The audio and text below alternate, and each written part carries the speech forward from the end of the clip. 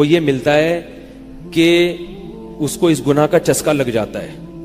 وہ زنا کرتا ہے یہ سوچ کے کہ صرف ایک دفعہ کروں گا، لیکن یہ ہمیشہ سوچ سوچ کے کرتا رہتا ہے اور اسی حال میں اس کی موت آ جاتی ہے. زانیوں میں مرتا ہے وہ.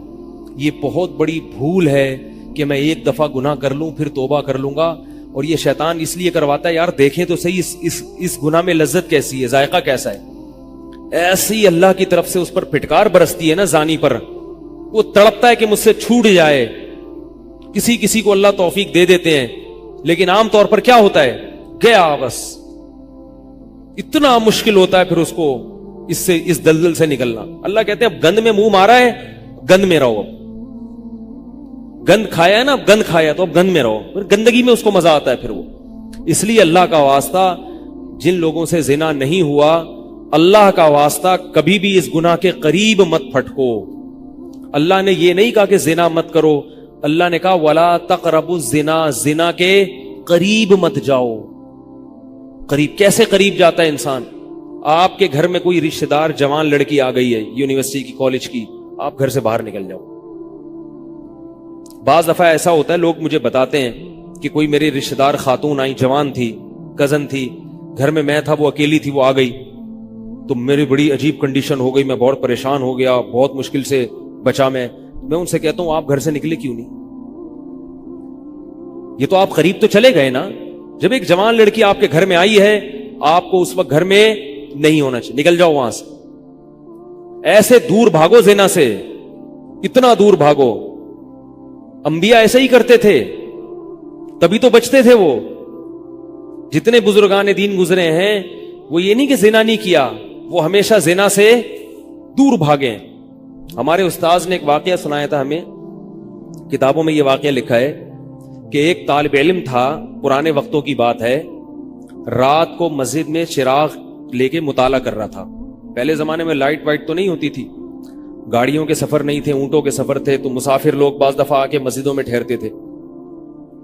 تو اس نے دیکھا کہ ایک جوان لڑکی ہے، پردے میں ہے لیکن خوبصورت جوان لڑکی. وہ آئی اور اس سے کہنے لگی کہ میں راستہ بھٹک گئی ہوں، مجھے ایک رات مسجد میں گزارنے دے دو.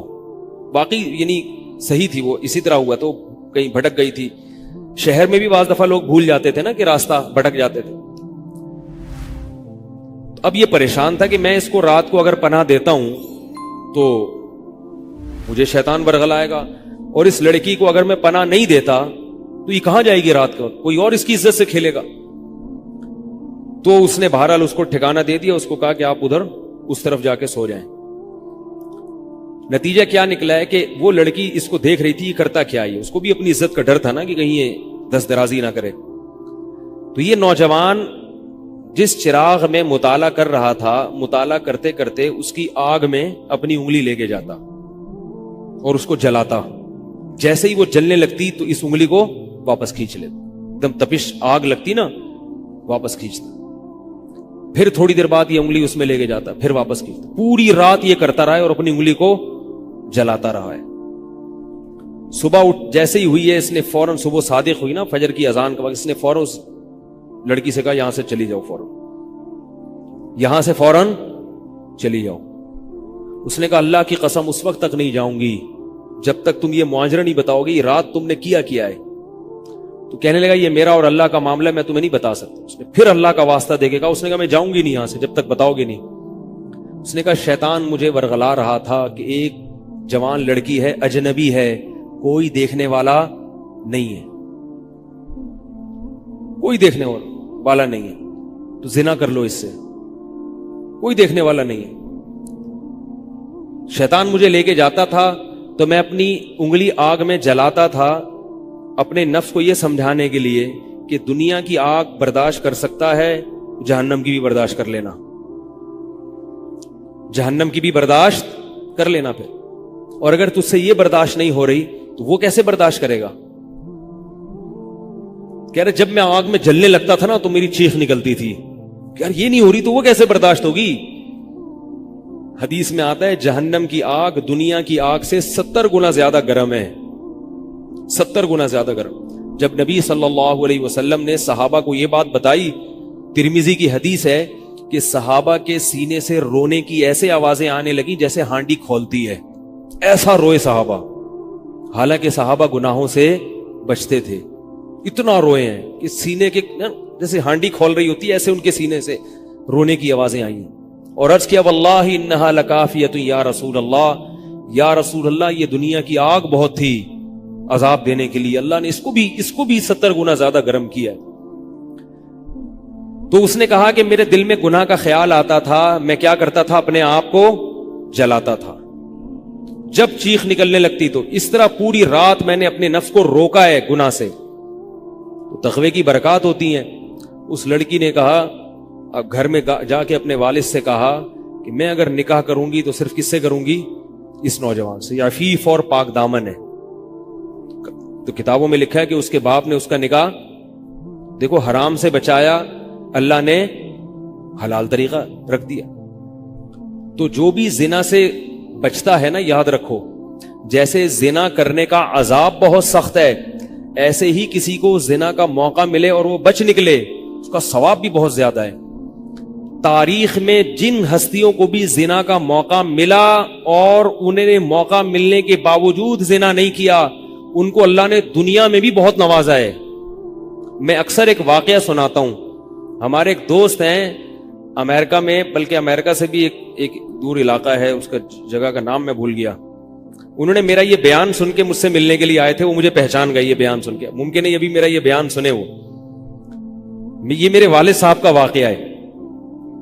میرے والد صاحب جب امریکہ گئے، کنوارے تھے اس وقت، میرے والد صاحب بہت ہینڈسم تھے، خوبصورت تھے، اور اتنا چوڑا تو ان کا سینہ تھا اور ایسی چوڑی چوڑی کلائیاں تھیں، بہت ماشاءاللہ اللہ نے ان کو مردانہ وجاہت دی تھی، اور آواز ایسی تھی جیسے ببر شیر ہوتا ہے، بہت ہی خوبصورت آواز تھی، بڑی زبردست پرسنالٹی تھی۔ آپ جائیں بھی ہمارے محلے میں جا کے لوگوں سے پوچھیں کیا خوبصورت پرسنالٹی تھی والد صاحب کی ہمارے۔ جب انتقال ہوا ہے نا میرے والد صاحب کا، تو پورا محلہ رو رہا تھا، پورا محلہ۔ مسجد کے امام صاحب جب بھی جنازے کا اعلان کرتے تھے نا تو روتے نہیں تھے، ہزاروں میتوں کا اعلان کیے تھے۔ میرے والد صاحب کا جب مسجد کے امام صاحب اعلان کر رہے تھے، 3 دفعہ اعلان کیا، تینوں دفعہ روئے ہیں، اتنی لوگوں کو ان سے محبت تھی۔ تو یہ کیسے ہو گئی، یہ کیسے ہو گئی؟ کیوں اللہ نے ان کی محبت لوگوں کے دلوں میں رکھ دی، اور کیوں اللہ نے ان کو اتنا نوازا؟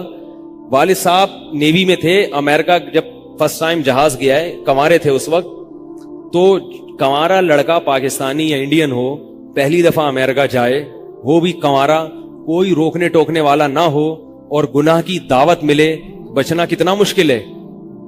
تو والد صاحب، یہ میں نے والد صاحب سے براہ راست نہیں سنا، ہمیں ایسی باتیں والد صاحب نہیں کرتے تھے، کسی ذریعے سے سنا میں نے کہ تمہارے والد صاحب نے یہ واقعہ ہمیں سنایا، کسی نے مجھے بتایا۔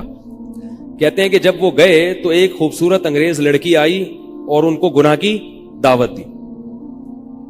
اب ایک دم پہلی دفعہ کسی پاکستانی نے یہ چیز منظر دیکھا ہو، ٹھیک ہے نا، امریکہ کا ایک منظر ہوتا ہے نا، اب تو لوگ موویز میں اتنا دیکھ چکے ہوتے ہیں نا، اس وقت تو ڈرامے فلمیں بھی نہیں ہوتی تھی، موویز بھی نہیں ہوتی تھی، تو پہلی دفعہ ہی دیکھا تھا یہ ایسا منظر، تو وہ گھسیٹ کے لے گئی اپنے گھر۔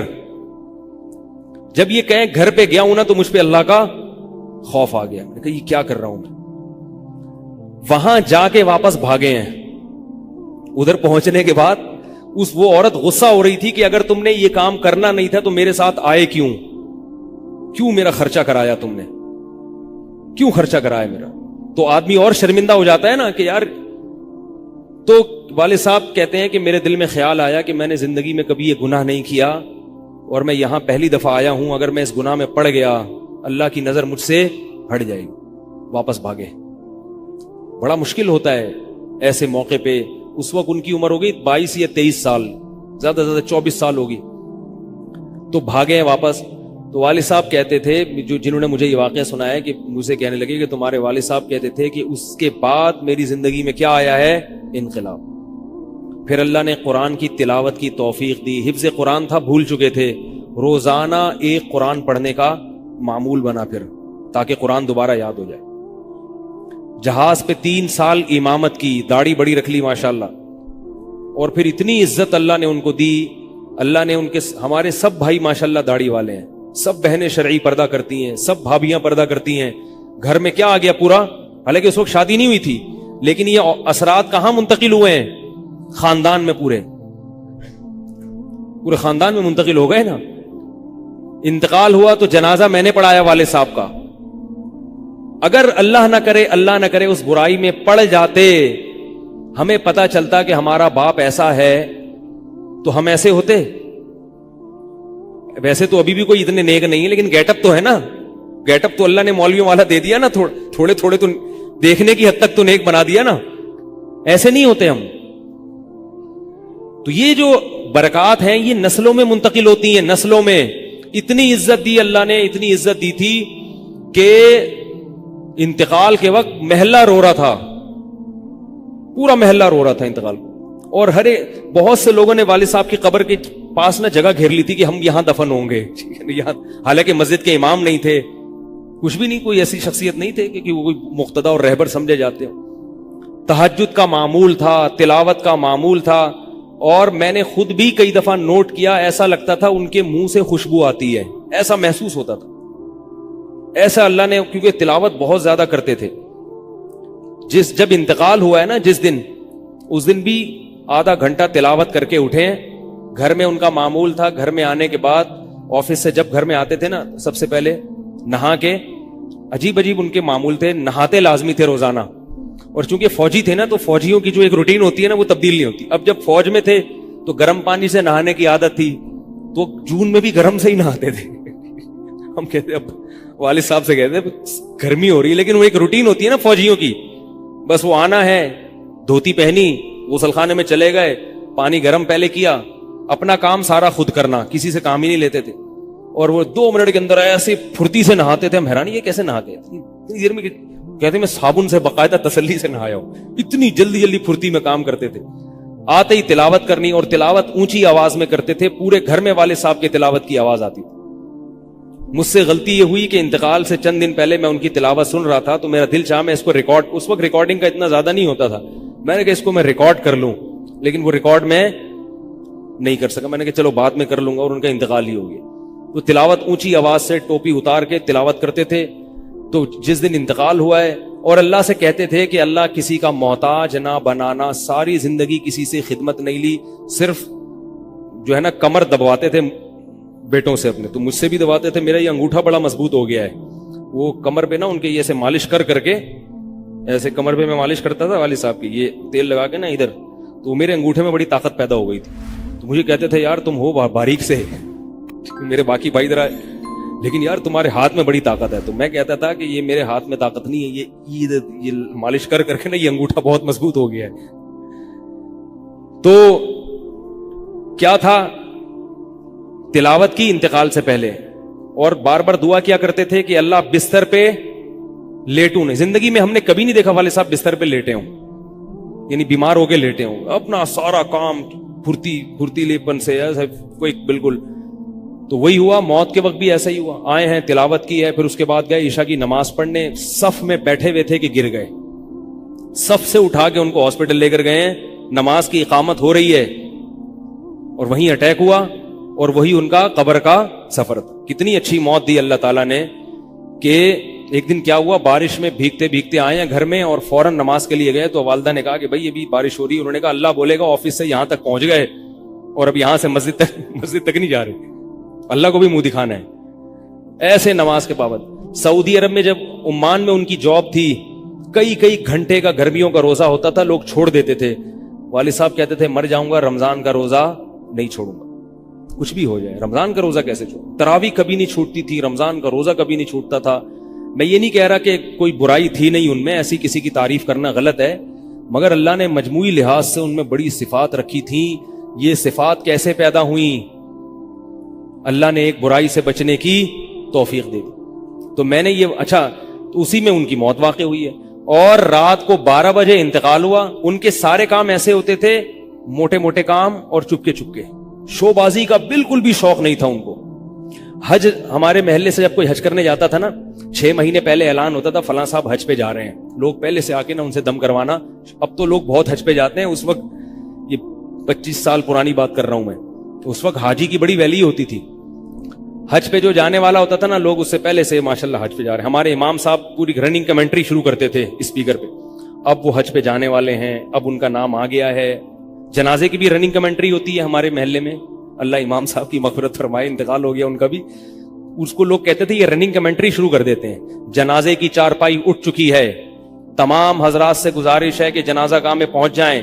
اب جنازہ گھر سے نکل چکا ہے, میت کو غسل دیا جا چکا ہے, عیدی سینٹر سے لاش گھر میں آ چکی ہے. پوری نا کمنٹری ہوتی تھی. تو وہ جنازے کی بھی کمنٹری, اور اگر کوئی بیمار ہوتا تھا محلے کا تو اس کی بھی کمنٹری. آغا خان میں داخل ہیں, ان کے پتے میں ڈاکٹر نے پتھری بتائی ہے. غفار بھائی کے تمام حضرات سے گزارش, دعا کی گزارش ہے کہ اللہ ان کو شفائے کامل عاجل عطا فرمائے. پورا محلہ دعا کر رہا تھا, اللہ غفار بھائی کے پتے کی پتھری نکال دے. ٹھیک ہے, وہ چونکہ سیاسی تھے, جمعیت کے تھے, تو وہ پوری نا سیاست سے لے کے چلتے تھے ہر چیز. تو والد صاحب اب جب حج پہ جاتا تھا کوئی, تو اس کی پھر وہ جب حاجی صاحب آتے تھے ان کا بڑا استقبال. ہمارے والد صاحب کو یہ چیزیں پسند نہیں تھی. والد صاحب حج کر کے گئے پتہ ہی نہیں چلا, اور واپس کسی کو بولٹن مارکیٹ میں ملے. اس نے کہا ہم نے تو سنا تھا آپ حج کرنے گئے ہوئے ہیں. والد صاحب نے کہا میں بھی ابھی آیا ہوں. میں نے کہا ذرا بولٹن مارکیٹ سے ذرا ٹچ کرتا ہوا گھر چلو. ایک تھیلا تھا ان کے پاس, اسی تھیلے میں حج بھی ہو رہا ہے. پوری دنیا دیکھی تھی والد صاحب نے, پوری دنیا کا سفر کیا. بتاتے تھے کہ چین اور آسٹریلیا یہ 2 ملک ایسے ہیں جہاں میں نہیں گیا, باقی دنیا کا کوئی ملک ایسا نہیں ہے جس میں گیا نہ ہوں. لیکن اتنی سادگی کہ آپ کہیں گے کہ شاید یہ کبھی انڈا موڑ بھی نہیں آئے ہوں گے.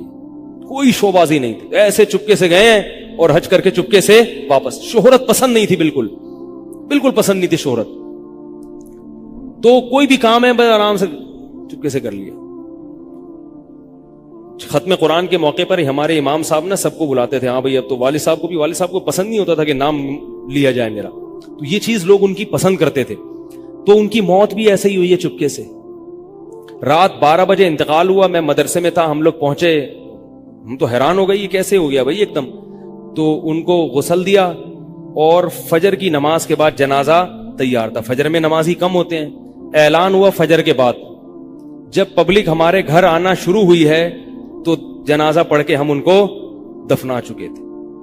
لوگ کہہ رہے تھے یار یہ اتنی بڑی شخصیت, اتنے محبوب دنیا سے چلے گئے اور ہمیں پتہ بھی نہیں. ہم نے کہا بھائی گئے ایسے وقت پر ہیں, وہ سونے کا وقت ہوتا ہے, اس وقت اعلان ہوا تھا, مگر ظاہر ہے آپ کو پتہ نہیں چلتا.